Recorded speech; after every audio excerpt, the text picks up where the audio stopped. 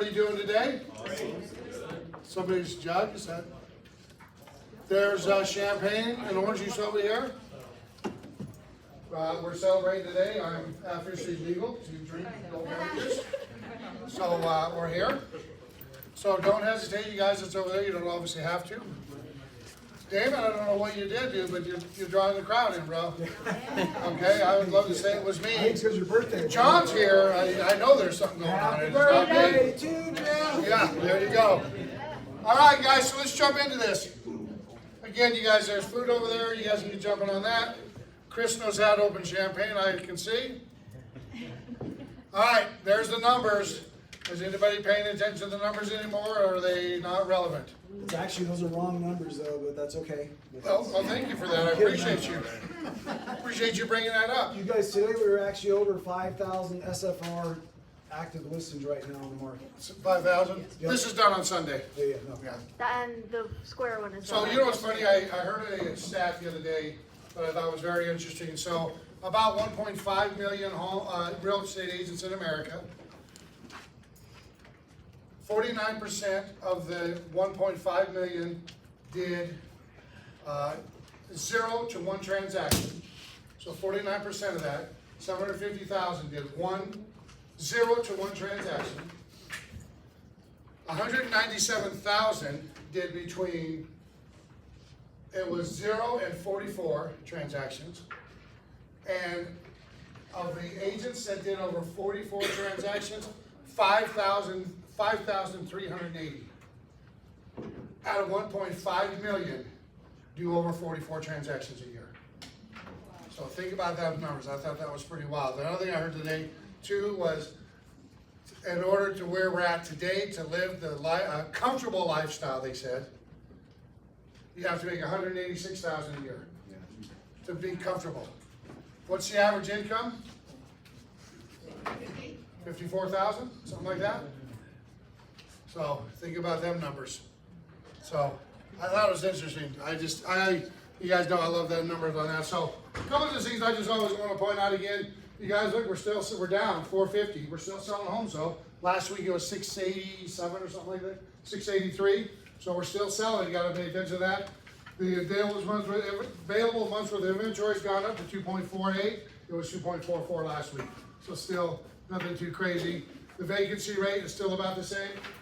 I know I'm seeing a lot of forms coming in, the BBRA and the listing amendment and the new listing. How is it going out there for everybody with the BBRA? They launched a new one yesterday. Yes, I have that as a matter of fact. Yes, thank you. So I have the new one. They're right. It's nothing crazy.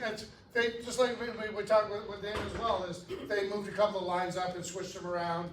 They did add exclusive or non-exclusive to the top of it. I think we have it in the PowerPoint. We have it in the PowerPoint, don't we? Or I didn't say. What is it? The BBRA. It's in the PowerPoint. It's in there, okay. So we'll just kind of breeze on that after a little bit. But it's there, so is anybody having problems with it? Yes, because even though the seller is saying it's paying it, it's saying that the buyer is gonna pay it, so you have to really explain to them. And Right. they wanna know for sure, are you sure about me signing Right. this? Right. The one thing that I noticed that they didn't really, I think they touched on in the bottom of the first page, they really didn't touch a whole lot on the cancellation. How either party can cancel this in writing. Have they done anything? So they changed the major change to it, which if you guys have the new one here, is that which I brought up on Monday at the LVR, that first meeting they had, because they put a clause in there that said any property that the buyer purchases within a certain amount of days, they still owe you a commission, which is just another lawsuit waiting to happen. So the new language is any properties that you've shown them. Right, they added properties.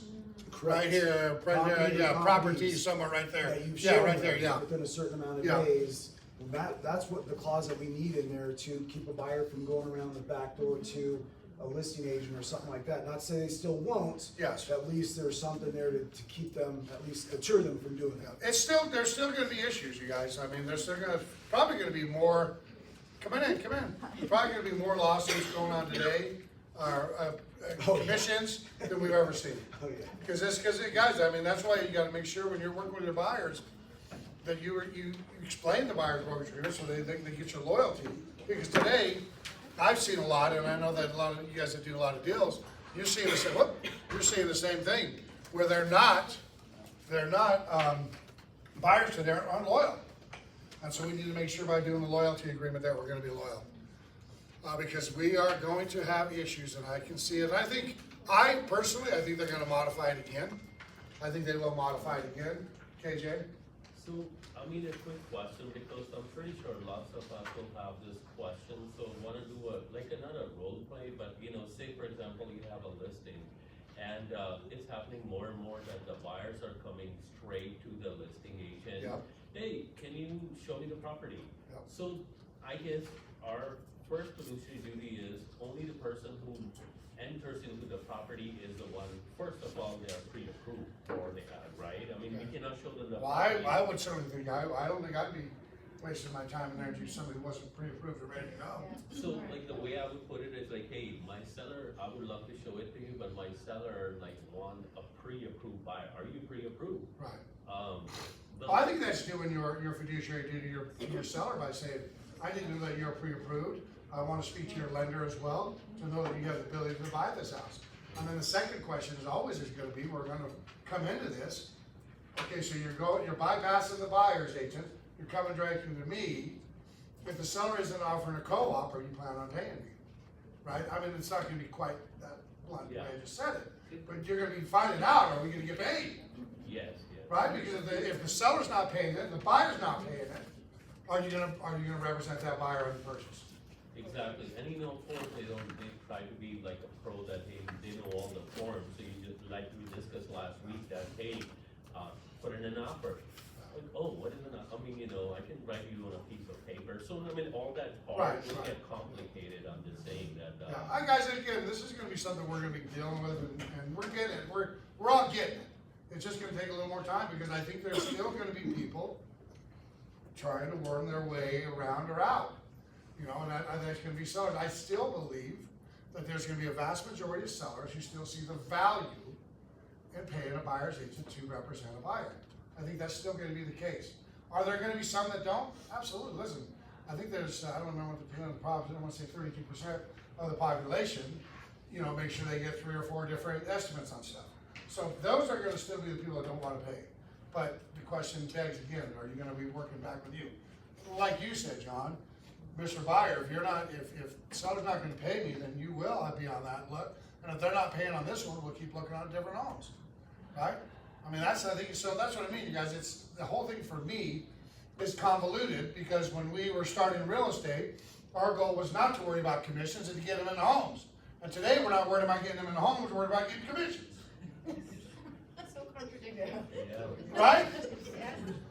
I got 2 words for you, government. And that's the shit this stuff that they come up with, this nonsense. And it's all these unintended consequences that we deal with it, right? They're gonna go away, the attorneys are gonna go away in another few years, and then we're gonna be dealing with the nonsense still, please. If they're not paying a co-op, and you're not willing to go and take them because a buyer's not, is that considered steering? That's a great question. I mean, well, listen, it's as clear as mud right now. Yes, it is. Yeah.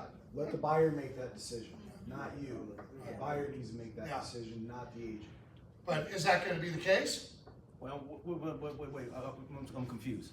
The buyer's gonna make a decision whether I take them to the house, they're Correct. not gonna get paid. If you're not gonna get paid. Hey, Bob, does this seller co-op, right? Alright. I'm not paying you a commission, so I want you to find out if they are offered a co-op. Yeah. You're gonna try to find out if they're gonna offer co-op. You may not be able to find out if they are. If you can, great. Hey, they're offering 3%, 2%, whatever it is. And I think specifically for me, what I'm teaching is, on the seller side, if you guys are having your seller say a co-op, there better be some terms to go along with that, because now it's negotiable. So to just say your seller's offering 3%, you haven't even received an offer yet. You don't even know what they're getting.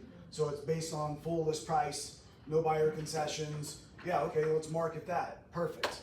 Okay, but what's gonna happen is you're not gonna be able to answer that question for most buyers, and so they're going to either wanna see the home, and hopefully the seller is cooperating in everything that you're charging. Otherwise, that leaves that opening for the buyer to possibly have to pay your commission. But if the buyer says, listen, if they can't confirm that they're paying 3%, then I don't want to see the home. Buyer just answered that question for you, so you're not steering. But that's a great question though. Well, okay, so what if he says, no, I'm not gonna pay you, but I still want to look at that home, and they're not paying you?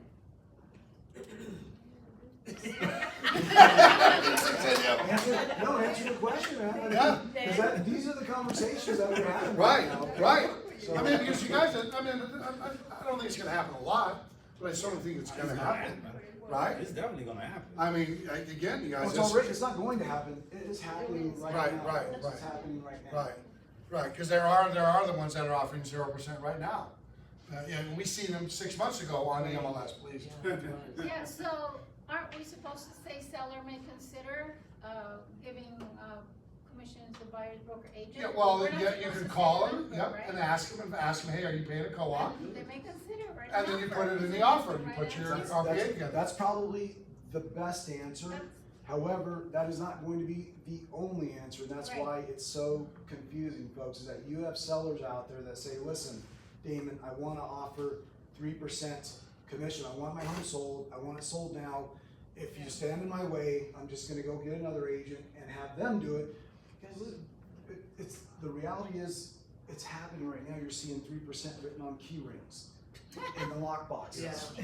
Okay, so we're gonna see a mix of all kinds So of is that different legal? Is ways. that something we can No, Well, I would say don't do I that would say because until this all falls out, as Jeff just said, till the attorneys are gone Sunday or whatever, they're looking at everything. Advocacy groups right now are looking at us very close to see what we're doing. They probably have testers out there in the market to make sure that we're doing things the right way as well.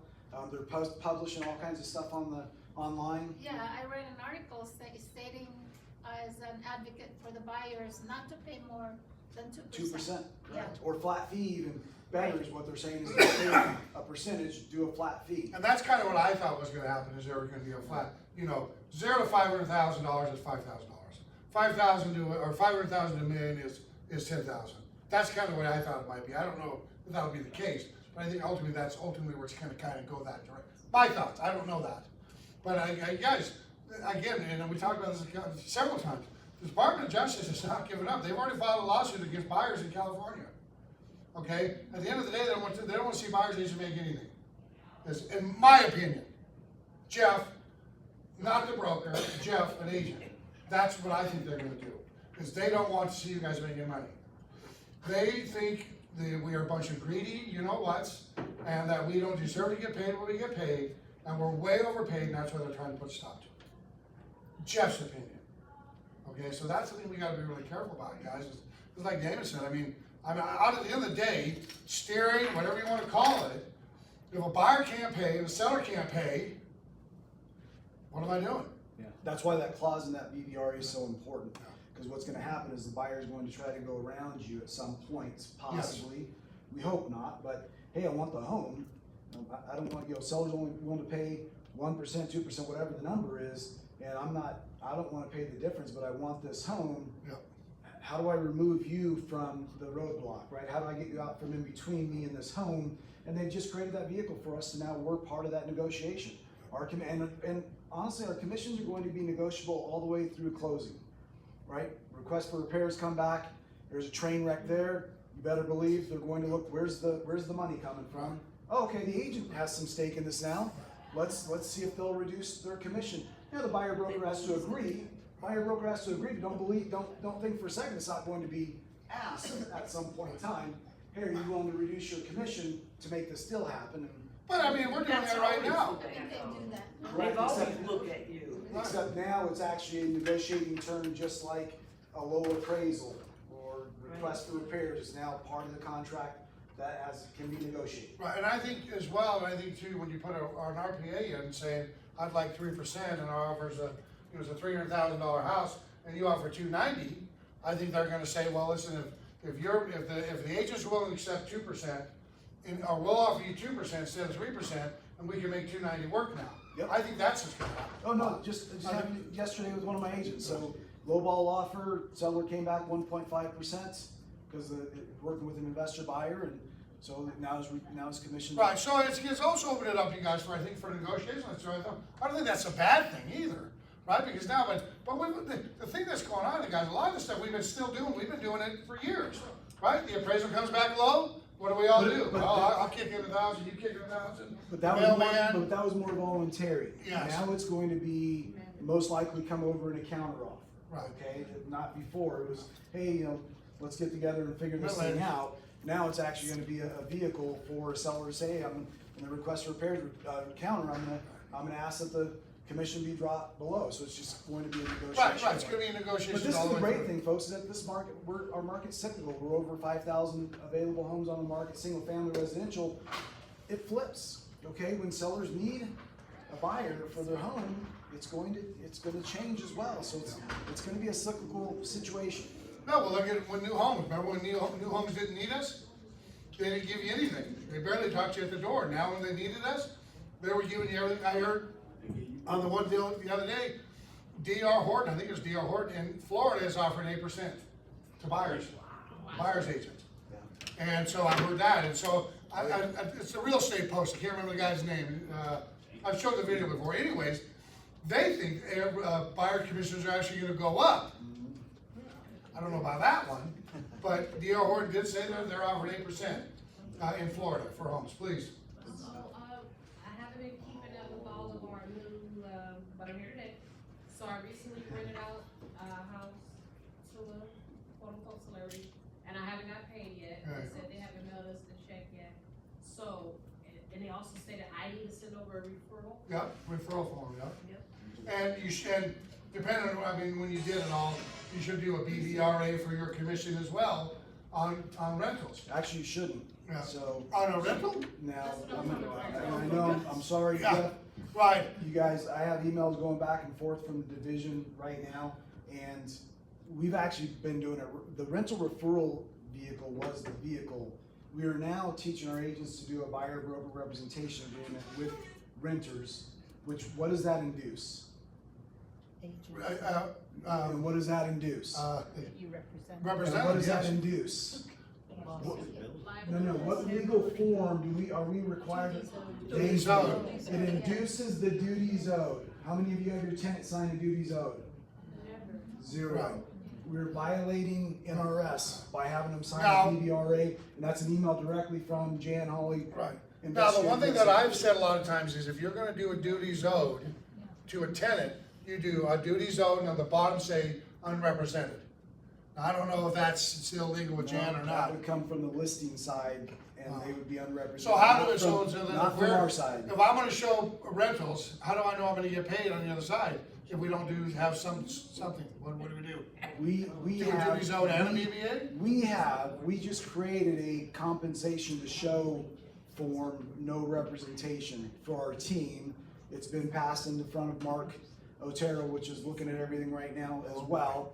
So, cause I removed any representation language from that form Right. to hopefully, keep us safe. But the BBRA should not be signed by a tenant. So, and that's what that's what people are telling everybody to do. And- Right. And Well, without. that's, being that so- came right from the So, top. yeah, oh, Jan Holly's waiting, dude. His desk is, he's Oh, clearing, yeah. he's clearing his desk right now Oh, to yeah. say, he's Bring it, expecting bring a time, it, he's yeah. expecting a flood. Yeah, So, we need money. Yeah, anyways, What do I do, Jeff? Cause I didn't have. Well, just do the referral agreement now, cause you've already rented it. that's the key, is just do the rental referral, Yeah. send it over, say, hey, whatever you're paying, put it on there, sign it, and send it back, Wow. and we sign it. That's what you're gonna do right now, okay? So that'll be an interesting conversation. I wonder if Jan's gonna have, is that Jan's gonna talk to you? You know, is No, he- he's not, cause he's, I think there's a property. He wants to make money. Farms class today. That's what? I think there's a property management farms class today. Oh, really? Yeah. Well, I know they did change the ER vacant land and the ER improved land to, you can put the compensation in it. So I know they fixed that. Everybody should've got the email yesterday from LVR with the latest updated forms. Did everybody get that? yeah, Okay. hopefully you guys did. My last question, this tenant, everything's, here's, we'll see, but this tenant is, basically proclaiming they wanna turn into a buyer after the year lease is up. Yeah, What is gonna be I understand the duties of. you do a duty zone and a buyer's part, BVRA, and that'll explain your money. Okay. We'll talk about it. That's what you'll do, and then that's when you do a purchase agreement, to the seller when they wanna buy a property and say, I want 3% or whatever it is, and then they'll go down that road and still Oh, that's negotiate. what the buyer paying. Yeah, yeah. On rentals, I thought we didn't have to provide a duty sold to the other side. No, you don't have to provide it to them, but you still need to do a duty zone and then the BVR, yeah. Yeah, the other side didn't have to have it. Hold on, she's talking about a It's just renter. in the rental. Oh, I thought you said a renter, I thought you said a regular, no. No, rentals. Yeah, a rental, then I guess if you're gonna, I don't know, is Jan Holly saying you need a BVA? I mean, come on, Jeff, a frickin' deal, then you better. No, the duty sold. The duty's owed, yes. Went away long time ago. Yeah, I just don't know why you would need it, because you're not representing. Yeah, we are not representing them. No, what form did you guys use for a tenant? Huh? What form, The rental. you, rental referral agreement? Yeah, That was it. That's it. There was no BBA, no BVRA. No, that was it. And now we're being told, no duties owed, no BVRA is a rental referral form. That's it. That did not create an agency relationship. And now we're teaching our agents to use a BBA or BVRA Right. for a tenant, which creates an agency relationship and induces the duties owed, so I would say Jan Holly's, from Jan Holly's mouth, don't have your tenant renter sign a BVRA. Because unless you sign the duties owed, and then when you do have to sign the duties owed, you're still not achieving the law, because if they were to investigate your file, you don't have the lease agreement, right? So that was the whole reason. Right, It's, right. You know, you guys rely, I know it's confusing, there's a lot of confusion out there, but. Oh, it's as clear as mud, actually. I mean, the shit that's changed. We just want, my goal, and I do have a voice in these meetings, folks, I hope that's okay. Yeah. I do wanna make sure we're doing things right, at Realty One Group, as well as, myself and my team, but. Right. Well, yeah, we wanna do it, we wanna be it the legal way, but again, you guys, that's why this is a moving target. Every time we think we got it down, somebody changes it on this side, and it would have been, and this is, I'll talk to Mark later, would have been nice for Mark to say something. Well, we've reached out to Mark, and I sent him all the emails from Jan Holly. Oh, boy. So it's important, you guys. It's damn important. Yeah, we're out there doing things, kind of half-assed right now. Yes, sir. Because of this BVRA change, and now we've brought renters into it as well, which is now a whole nother. Yeah, 'cause ball of that's what wax. they were We don't have saying. We don't have any new forms from LDR for renters. So they're leaving, and I don't mean to beat up on LDR, but they're kind of leaving us out in the cold as far as figuring out how to represent or at least show homes. Because all we do is show homes to renters. So it's a showing agreement, that's it, with a fee. Right. That's what our agents are using right now, that we just launched this last week. Right. That, hey, you're paying me this much, and it can be even in addition to whatever you get paid, because you're not gonna know what you're gonna get paid. That's my whole point to it. Right, it's not gonna be on the MLS anymore, so the rental referral form, you can send that over blank and say, put it, whatever you're gonna pay me on it, and sign it and send it back, and Right. I'll just hope that there's a number on there. And instead, you guys have to have an agreement with your tenant, renter, to say, you're paying me this much, regardless of what I get from the listing site. Damon, what about renting out your own personal property? What about it?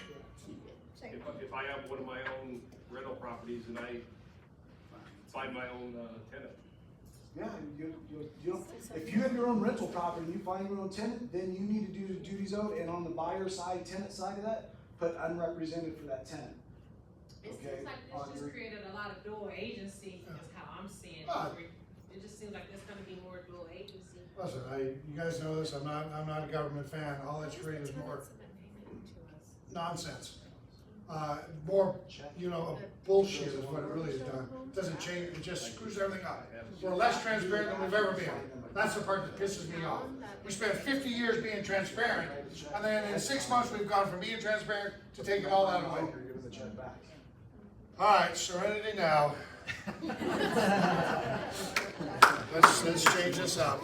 You guys, I'm gonna freak out. This is going on in every office in the valley. Heather, on that powerful note, the floor is yours. Thank you. Hawaiian girl, welcome back. Thank you.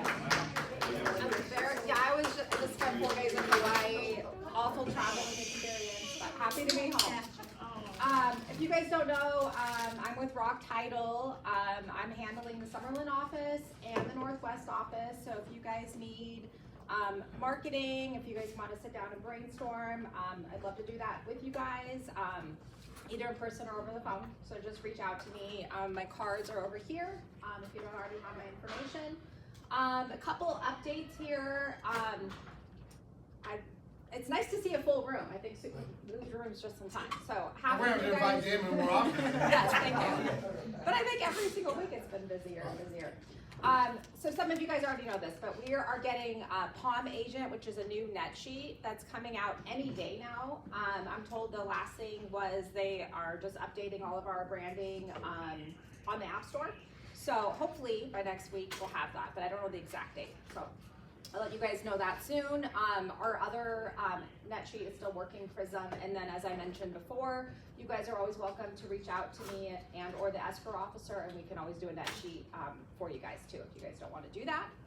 And then you guys know about onerockstars.com. Hold that thought 1 second. Yes. No, they're not doing the net sheet for you. You're gonna learn how to do the net sheet. They're not doing it for you. Please, finish.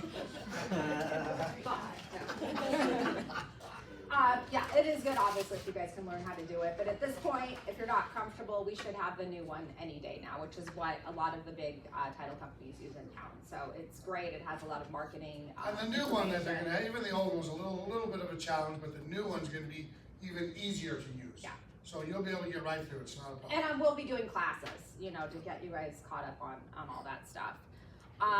OneRockstars.com is where you're going to find all of our trainings. We have so many trainings. When I was an agent here, I didn't realize how many rock trainings we have. So you guys are missing out because I don't see a lot of you guys on those. Some of them are in person, some of them are on Zoom.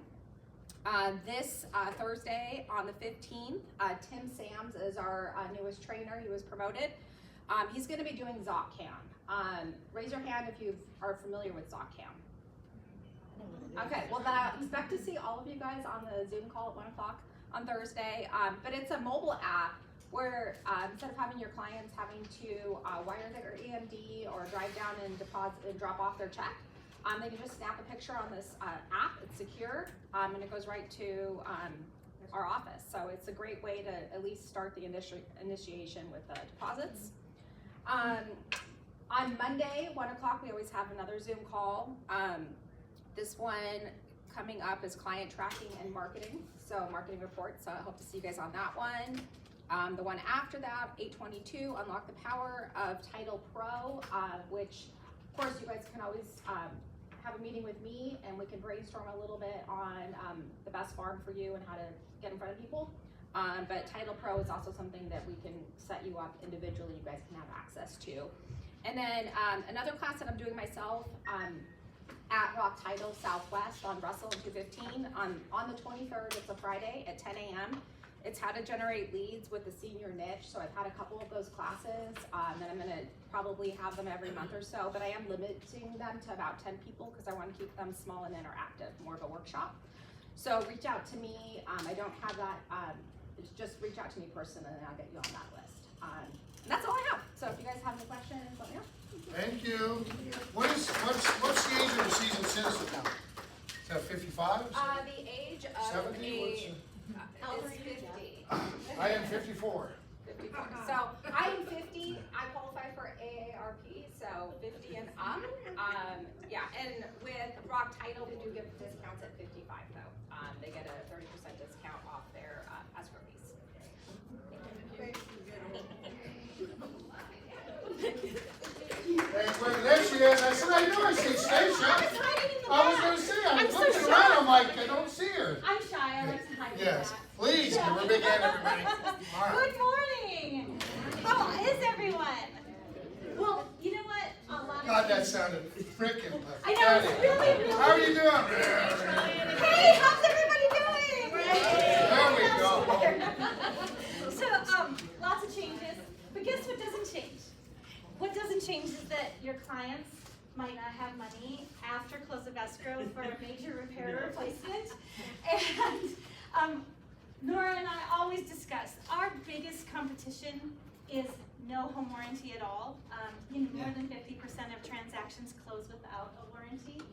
And so, and if money is tight, it's still not probably going to be super abundant 3 months after someone moves in and their refrigerator goes or their hot water heater leaks. So we're used to being the first thing that gets written out on a contract when money's tight. take a moment. I mean, I think that everybody's going to be doing additional polishing of their negotiating skills when they work with buyer and when they work with seller too. But you know, if you're working with buyers and you're negotiating, talk to them about, not that you want to know all their financial stuff, it's really not your business, but talk to them about what their plans are if, and what their plans are if this. Because we can be added after the transaction, and sometimes that's a little less daunting to do something a little bit later, you know, down the road after they've closed. But you know, just make sure that you're aware that things break, and you know, insurance is something that we all have and hope we never have to use, but what a blessing when we do have it. So if you're not working with Nora or I, we want to know why. It's almost supposed to rhyme, actually. We should start our own homework. Yeah. We would kill it. But if you aren't using us, you know, talk to each one of us, interview us, see if it's a good addition to your team, to have us as a strategic partner. And that's my personal cell, that's my email. You know what? Sometimes talk to me. I'd love to just set the right expectation, and if I can earn your business, I'd love that opportunity. Thanks so much. Thank you. Good job. Appreciate it. Nora, back up. There's Hi, Nora. everybody. Give her a big I hand. love it in here. I love this room. It's got a couch. Okay, so I think, you know, I echo what Stacia said.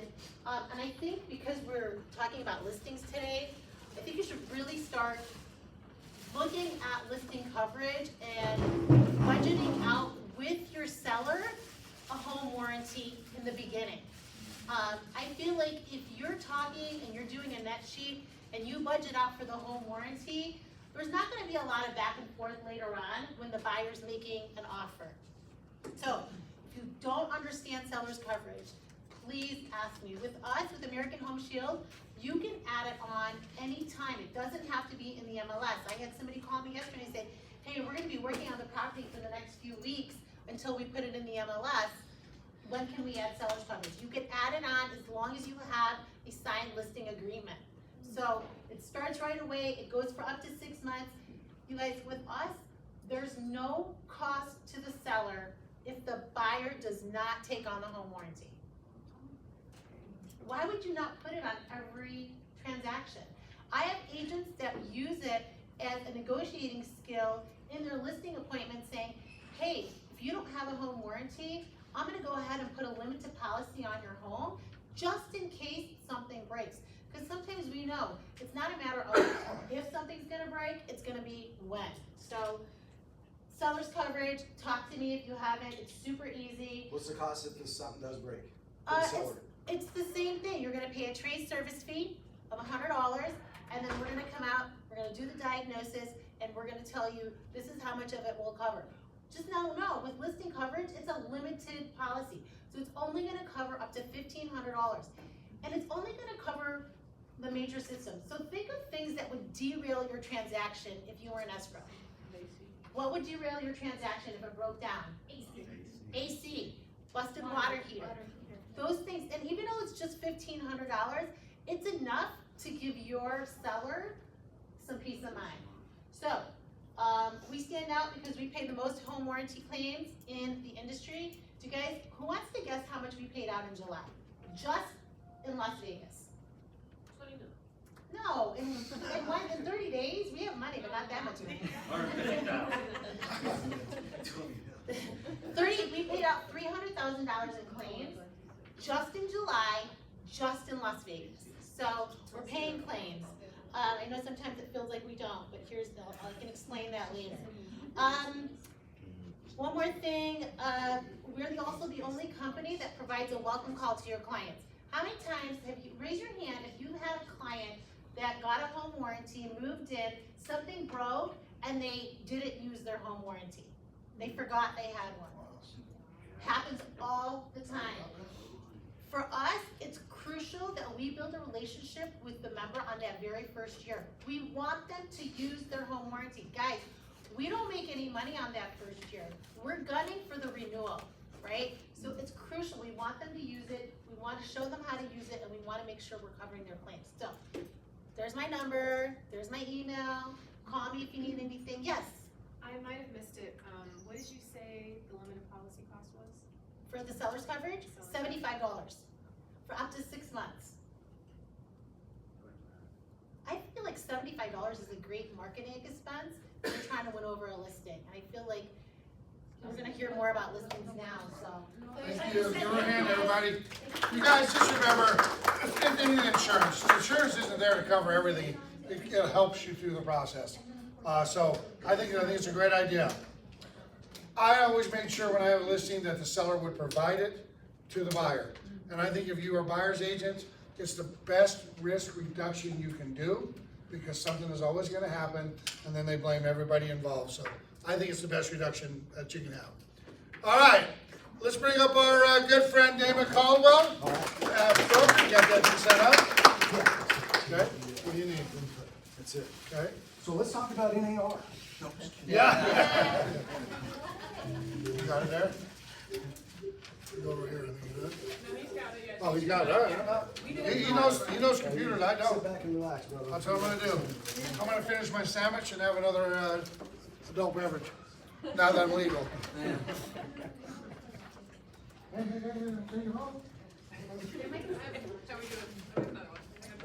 kidding, I'm just kidding.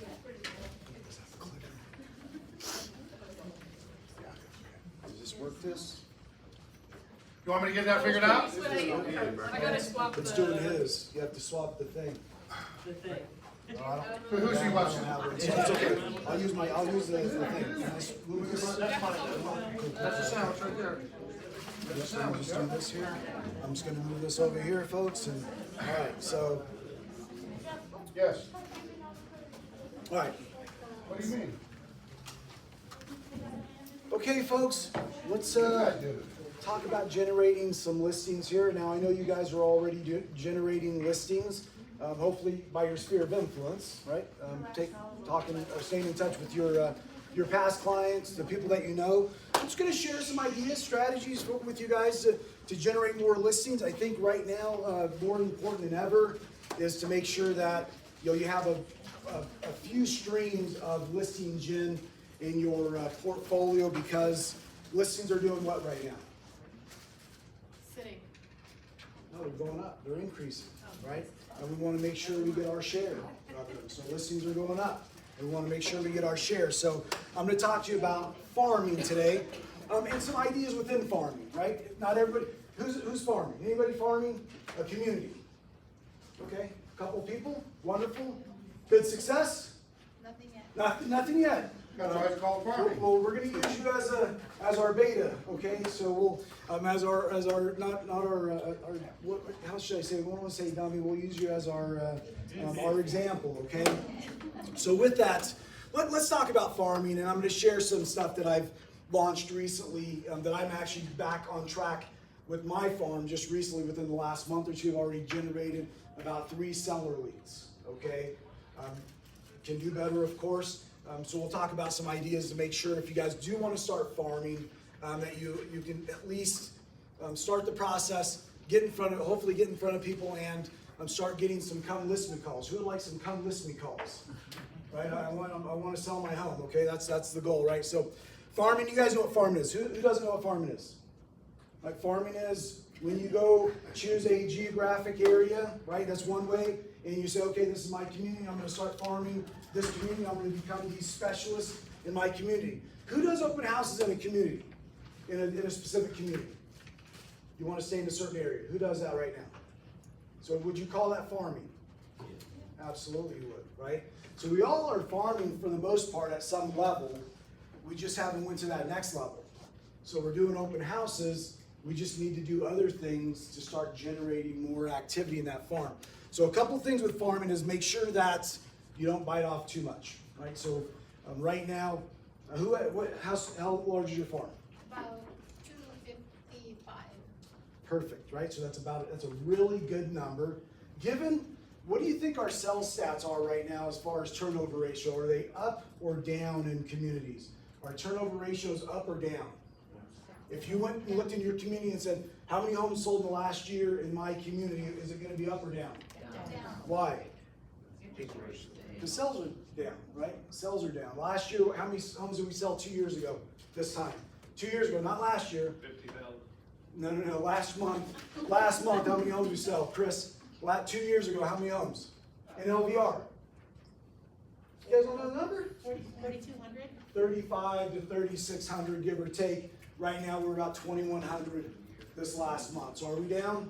We're down. So it's harder to find a higher turnover ratio, right? So I'm going to talk to you guys about turnover ratio because that is going to be one metric that is going to be the most important in choosing your community, right? Is that how many homes are selling here? Is it an active community? Is it a retirement community where nobody's moving? Or is it a move down community where they possibly are, there's people at 50, 55, 60 that want to get out of that 2-story home to a 1-story home. There's the move up. You guys work with these people all day long.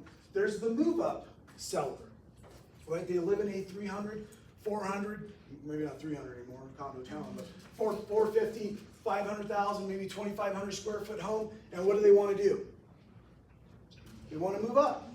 They've got an increase of pay, right? Maybe their job has changed and they're making more money. Maybe their spouse is generating more money and now they're going to move up, which is a double dipper, right? They sell their home and they go buy another one, which is where a lot of my business was done. A lot of my sellers were my buyers, all right? So with that, you make sure that, the goal of farming is to plant seeds, start nurturing, right, that community. And you can do this on social media as well. Who's farming on social media, right? Who's doing psychographic farming? Psychographic farming. Anybody doing psychographic farming? You guys even know what that means? No, what is that? Okay, are you guys connected? Are you guys connected with people that have the same interests as you on social media? Yeah. Then you are psychographic farming. That is what you're doing. So if you guys haven't went and joined groups that you have a passion in on social media, immediately leave this room when we're done. Go join the groups that have the same interests and passions as you and start communicating in that group, and then you friend request over to your personal page. If you guys want to build out hundreds and hundreds of followers on your Facebook or in your social media, that is an immediate way to do that, connecting with people that have the same interests as you, right? People want to do business with people like them. So that's the other way. There's also demographic farming. Chris is a perfect example of this. Who do you focus on, or a lot of your specialty is? The military community out Thank in Vegas. you. Is that a demographic? Absolutely it is. Find your demographics, okay? Who are you connected with? Is it who's doing age-restricted communities for the move-down homeowner? Some of us, okay, that's it. Who owns most of the real estate in this country? Single women? Say BB. say BB. What's BB? Seasoned citizens. Baby boomers, thank you. You guys, if you're not targeting, if you guys are of age, I mean, we're all for the most part of age here.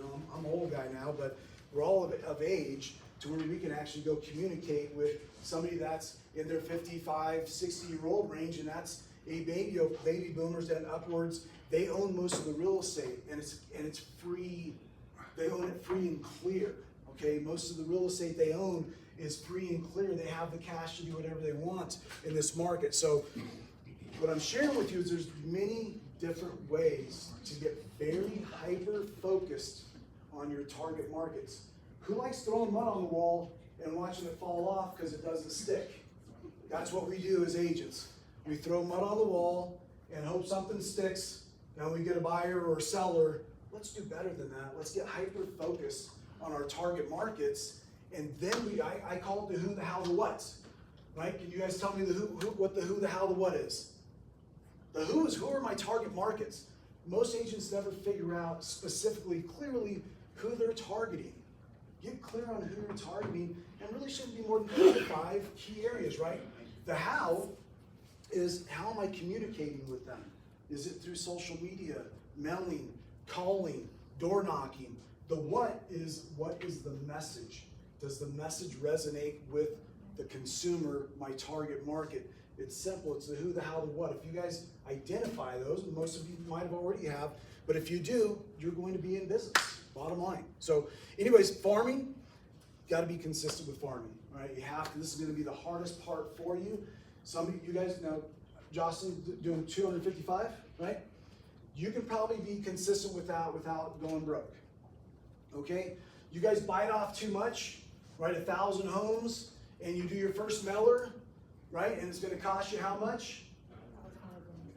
About 90 cents a postcard, as low as 75 cents. So you're spending about $800, $900 on that mailer. And you're gonna do it 1 month, and next month's gonna come, you're gonna do what? My phone didn't blow up, and hold on, let me see if I got any more money. So don't do that, right? That's a great way to blow. That's why people, when they talk about farming, they say, yeah, it's gonna take you a year, and you're gonna blow through a lot of money. That's a farce to me, right? That's not true. If you do it the right way, you don't spend a lot of money, and you get business immediately from farming, right? If you have the right message, okay? So you have to be consistent. So make sure when you sit down and you choose, whether it's that demographic, that community, make sure that you're ready to be consistent. You can sustain financially as well consistently. That's why we say don't do more than 300 to 500 homes to start off with, right? If you're gonna do a geographic area, right? Frequency, you gotta be frequent. We're gonna talk a little bit about the 8 and 8, but really when I was farming at a very high level, I was in my farm about 3 to 5 times a month, no less. With door dropping, mailing, door knocking, holding open houses, you name it, 3 to 5 times a month. So frequency is very important. Quality of marketing material and the content, the message that you are putting out is very important. And when we talk about the content, think of this. Always put yourself in the shoes of the consumer, not you. Right? We think, taking that photo while we're in some of the trouble we're in now with the Porsche, Jeff owns a Porsche, so don't take no photos. No, wait. Anyways, we're online, Beverly Hills, taking photos, woo, making money and all that good stuff. Consumer doesn't care about that. We have to answer the questions of the consumer. So right now, what would you guys say a seller's message would be? You guys share, what would be a seller's message? If you were gonna put your first mailer out right now to a community or to a demographic, now the demographic you can get really specific on helping that specific demographic, right? But just a geographic community, what would be the message to you right now for a seller? Come on. Well, yeah, how much my house worth is a basic, right? That's a basic one. Everybody says that, right? I mean, or everybody asks that question. But what's the message to a seller today to have them want to connect with you, to answer a question for them, to help solve a problem for them? What would be the message today? Maybe about commission. What would you say? And by the way, I sent one out saying this, so a message to all of my sellers, right, talking about commissions, all of my leads actually. What the heck is going on? What the heck is going on? What would you say? Come on. Do I need to pay a finance agent? Yeah, so right now the message might be, listen, things have changed in our community, in our market, right? You no longer are obligated to pay a co-op, right, when you list your home. It's now negotiated in the RPA. If you have a great listing agent working for you, they can negotiate less commission that you're going to pay possibly to a buyer's agent. That's a message. Go ahead. Yeah, but then you're like, I don't know, not helping the buyer part. I'm the listing agent, okay? I'm negotiating for the seller. Care less about the buyer. I don't want to tell my seller, hey, listen, even though commissions are now negotiable, you still need to pay 3%. So what I'm saying is, like, you're doing that marketing specific, putting down the other real. For the seller. the It's other just side, saying things have for the changed, business. and now you can negotiate. And If you have a it's not strong like negotiator, using a prostitute. you have a strong negotiator working for you, right, can possibly save you thousands of dollars. Well, I think the important thing is when he said that, he said, the co-ops are no longer on the MLS. He didn't say you don't have to pay one, he just said they're no longer going to be on the MLS. It's something we can negotiate on the RPA. It's just a message to the seller, right, letting them know what changes have happened in the marketplace, okay? You guys, What other message would be for a seller right now? We already talked about it earlier. sell your home at top dollar. Inventory is climbing. You guys, if you're paying attention on a national level, things are changing in our market. Go look at Florida. Florida's having a little bit of trouble right now. Their prices are down. Their inventory's it's rocking, right? We're not immune right now. I'm not trying to create a fire here. but we're seeing an increase in inventory as well. And so for a seller that wants to get top dollar for their home, we know that increase of inventory starts creating a obstacle for them, right? When there's less inventory, we do have much more negotiation power. So those are some messaging you gotta think like the consumer and put the right message out, okay? That's very important. Then with Florida, isn't that sparked by the fact that insurance is moving out of Florida and they can't? I've read that as well, homeowners insurance and all that good stuff. I'm sure there's multiple factors, and Florida's not the only city. Okay, there's, you know, you're seeing Phoenix, you know, starting to see some things change in Phoenix, Arizona, you know, just all kind of across the nation, right? So things are starting to change a little bit with just, I think, in the economy overall, all right? Anyway, so a couple of myths, and we'll move on, but farming takes too long, eats too much money, not if you do it the right way, right? So if you have the right messaging, and if you leverage yourself as well, there's sweat equity and check equity, which means don't just be somebody that's gonna mail out and expect the phone to ring a lot. You have to get out into this farm, in this community, hold open houses, go door drop. So a couple of changes, I think, to our world from 23 years ago when I got in business, right? Is door knocking was great back then. I always joke around and say I'm dark because of door knocking in Las Vegas heat. But the reality of it is door knocking isn't as effective anymore. Why? Why? Ring. The cameras, whatever, Ring, I think I have Nest or whatever, but you know, they have that camera now and they sit back and look at their phone and say, oh, well, let them do what they're gonna do and I'll come to the door after they leave, right? Door dropping is better than back then. Why? Because of Amazon. Yeah. Everybody goes to their door now to pick up packages. Right? You don't see the flyers hanging around people's doors anymore or whatever. They're all going to the door to get the packages that are being delivered. So you just have to think about what the best ways to get in front of those people are, okay? So if somebody's dominating the farm, which you guys just raised your hand, how many people are farming, right? And there's 2 people, so you don't really ever have to worry about somebody dominating the farm. It's rare that you would ever see that an agent that's dominating a community. You guys can get all of this data from Rock Title, of course, but you can also get it right off the MLS. Right? You can access all this information. So you have to be consistent, right? And this is just one of our training programs, but I love teaching this class because I was huge in farming, okay? So selecting your farm, right?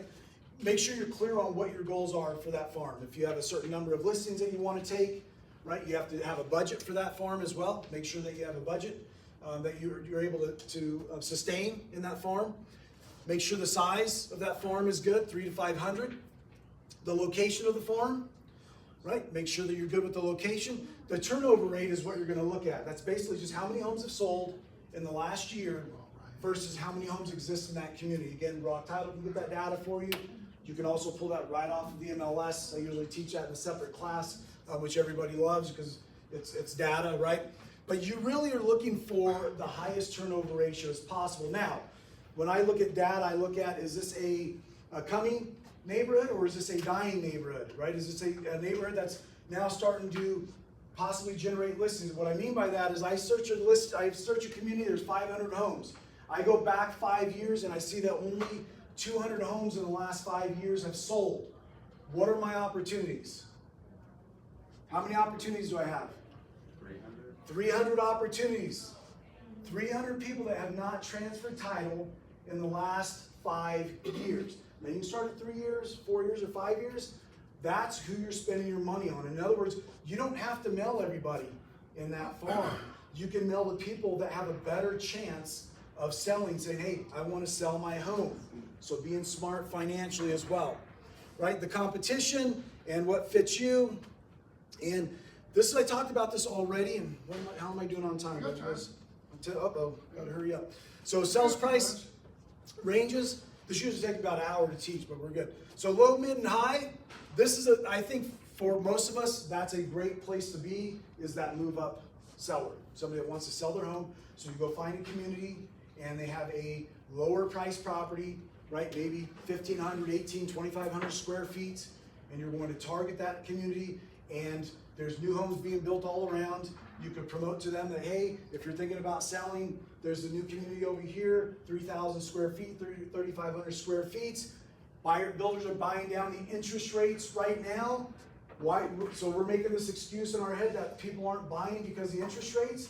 when we have standing inventory across this valley right now of new homes that have a 4.99 or even a buy down, 3-1 buy downs, 1.99, 2.99, 3.99, why is there standing inventory? If buyers are just waiting for the interest rate. Now maybe they don't want a new home, but most buyers are okay with a new home. Anyways, low, mid, high. So you guys know in the high, just know that the higher price point is going to be a little bit slower. The turnover ratio is going to be a little bit lower, but you get a bigger bang for your buck, of course. So you should have, diversify a little bit here. Don't miss the move down buyers as well, right? The age people want to move down. Do your research on the MLS or get with the Rock Title, right? Again, the turnover ratio, the higher the turnover ratio, the better off you're going to be. You also can go back, check the activity to see if there's another agent that's doing any marketing. Market share, you guys get postcards and all that good stuff, but again, rarely does a agent do a really great job of farming. They usually mail postcards every once in a while and wait for the phone to ring. I had a quick story. Had an agent doing that in my neighborhood, and I was getting letters from him about it almost every week. And there was a cookie recipe, a black and white cookie recipe, great message there. Anyways, and so he kept sending. I don't get his mail anymore. He did it for about a month. It's expensive, right? It's expensive, right? You're spending hundreds and hundreds of dollars. But home warranty, marketing ideas, use your CRM, of course, for farming. And get the information in your community, right? That's home models, the property, the models, that if you find them. Sales Track has that information if you guys want to subscribe to Sales Track. Specific benefits, features of each model, the floor plans, community neighborhood amenities, HOA, CCRs, local businesses. Become the community expert, that's the goal. I'm going to talk about a few other things right now as well that are very important in our market today. FSBOs and expires, right? So you can get the available stats, pending stats, and all that good stuff. That should be your monthly market update. Who's doing FSBOs and expires right now? Great. You doing them across the valley? Yeah. Okay. So if you're farming a community, and you can still do them across the valley, but there's a better conversation to be had if you're actually farming a community. So I can go to my farm and I can say, hey guys, listen, I see you're trying to sell your home. I'm doing an open house this weekend, and I noticed that your home came off the market. And I'd love to promote it at my open house. Are you guys still thinking about selling? Yes, you are. Wonderful. Would it be okay to promote it to buyers that come through my open house? And let me ask, when are you planning on interviewing an agent to get your home sold? I specialize in the area. I have hundreds and hundreds of buyers looking for homes in the area. I'd love to sit down with you and show you what I do to market your home to get it sold. Different conversation than just cold calling off the phone. And that comes from farming, right? Same thing with FSBOs. If you do FSBOs right in your farm, they see you out in the community, they see you doing open houses, they want an agent that knows their area, that's focused on their community, and so that's a great thing to do as well to expand those listings is the expireds and for sale by owners. Notice the defaults, right? Distressed sales, are they going to be going up or down? They're going to be going up, folks. Start getting educated on notice of defaults, short sales possibly as well, right? There's going to be some short sales dripping on, but those are going to be listing opportunities here for you coming in the near future. I'm not saying it's going to be a flood, but they're definitely going up with all the, with just the economy in itself. Absentee owners, very important. That was my number one. Right? Absentee owners, people that do not live in that home. That is a huge market in Las Vegas. Make sure that you're touching the absentee owners. In fact, if you're farming, you're driving around the community, you can get as specific as sending them a letter about their home. Hey, drove by your home today and I noticed that the grass was dying. I noticed that this was happening, or if you need help with this or you need a referral for this, they know now that you're connected within that community and you're paying attention to their home, so you can do things again on a very hyper local sense, okay?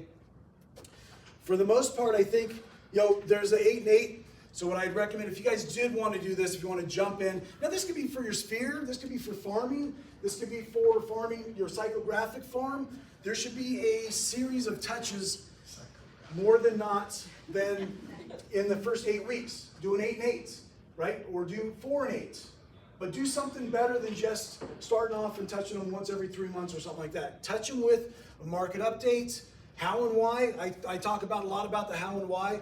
How I can help you, why you need this for negotiation, marketing, contracts, disclosures, all the things that we do for sellers can be, you can build your how and why around that to say, this is why you need me, seller. This is the benefits of working with me.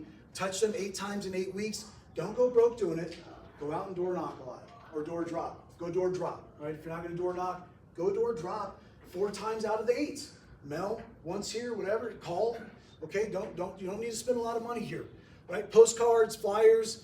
Here's a couple of examples for you guys. So that's just a hello neighbor that I shared, I created and shared with our team.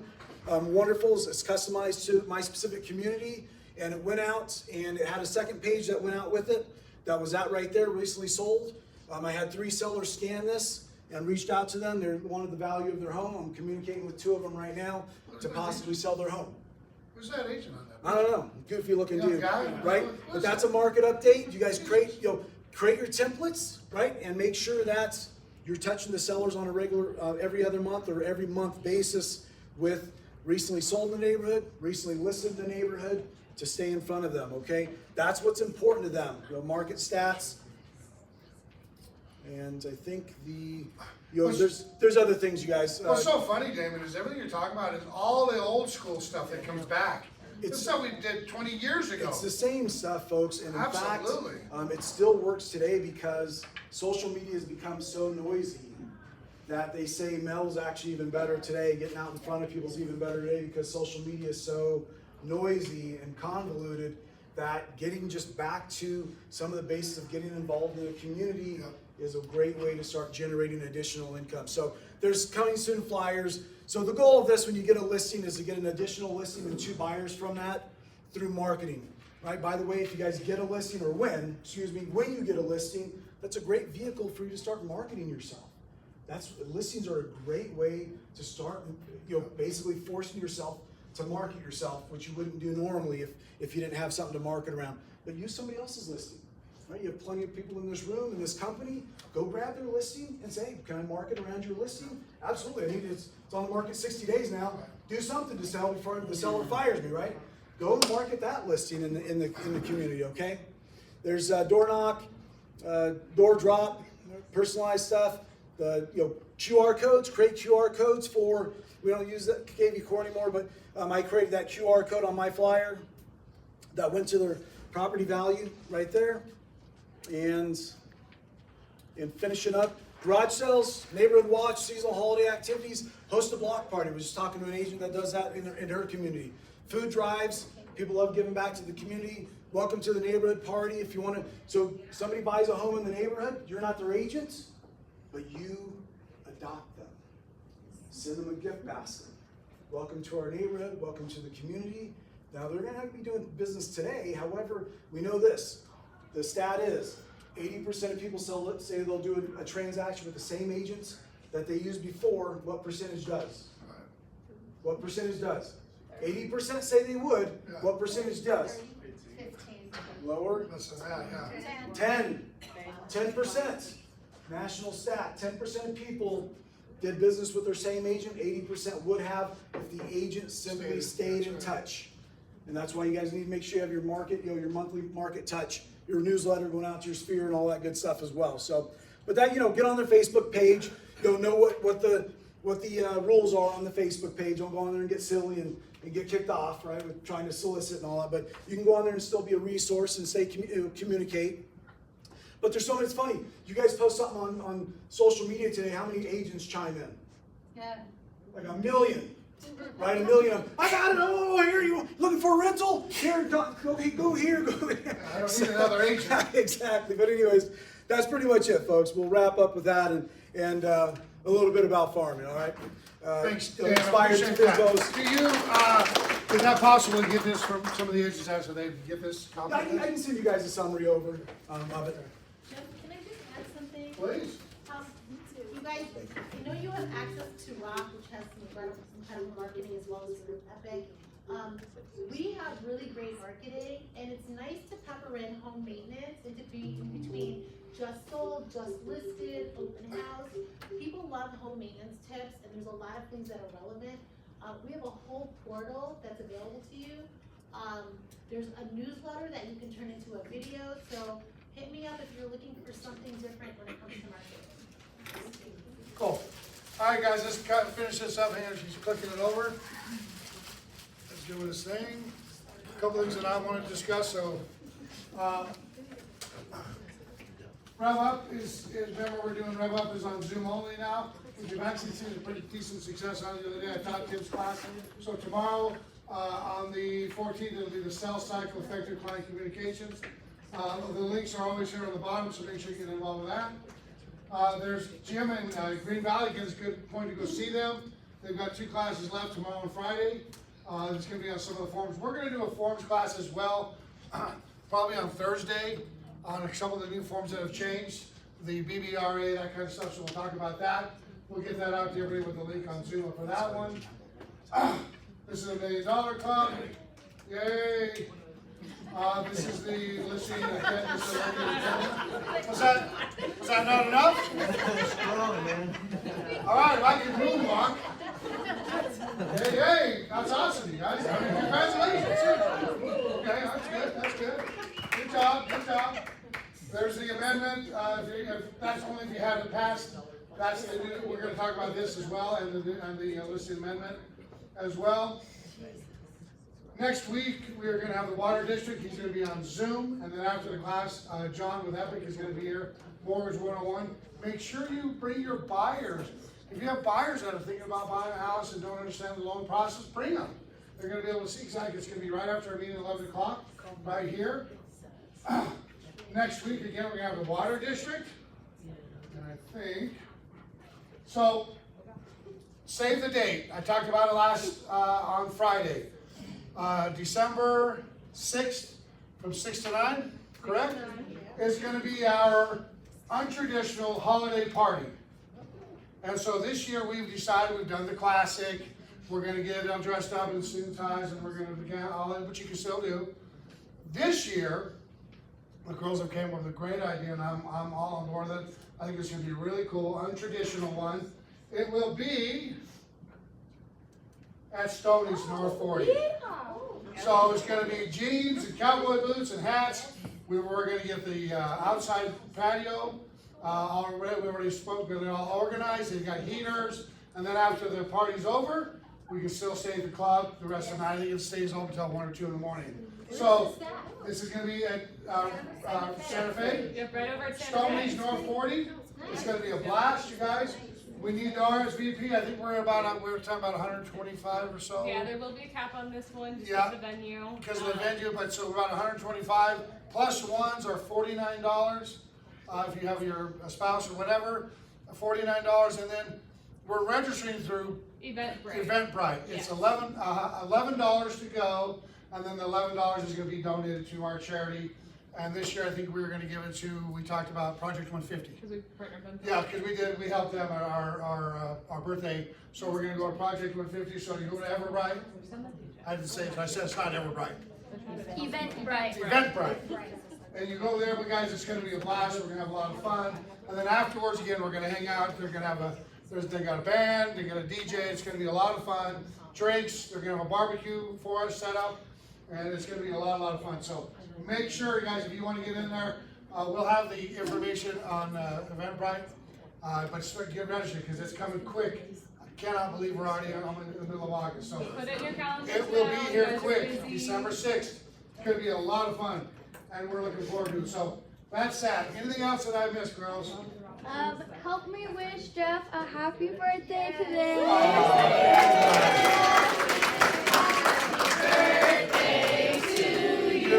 Cha cha cha. Happy birthday to you. Cha cha cha. Happy birthday, dear Jeff.